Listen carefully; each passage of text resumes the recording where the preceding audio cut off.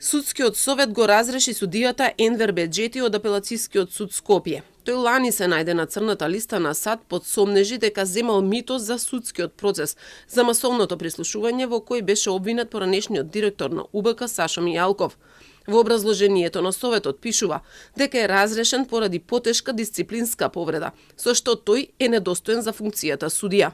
Токму поради неговата вмешаност во значителна корупција преку примање мито во врска со судски предмети, истиот свесно и намерно не ги елиминирал ризиците и не ги отстранил сомневањата во можноста од настанување и развој на корупција, поради што со ваквото однесување истиот ја нарушил довербата на јавноста во судството и судската власт, како и во правната држава и владеењето на правото, што го прави истиот недостоен за вршење на судиската функција. Беџети имал право да се изјасни за овие обвинувања во текот на постапката. Им посочил на членовите на Советот дека соопштение на амбасадата на САД е политички акт, а не е правно издржан документ подкрепен со докази. Тврдел дека нема докази дека за него има предистражна, истражна или кривична постапка. Според Беџети, примање мито на судија уште повеќе се докажува со конкретни докази и представува сериозно кривично дело. Соопштението од Стейт Департментот на Соединетите Американски држави е акт донесен од политичко тело на странска држава и не е акт донесен од судски орган.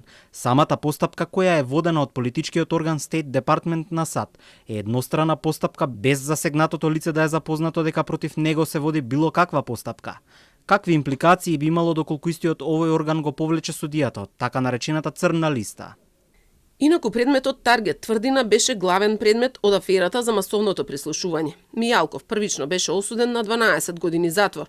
Беџети пак беше обвинет дека во апелациониот суд го чувал предметот во фиока 9 месеци кој бил во жалба.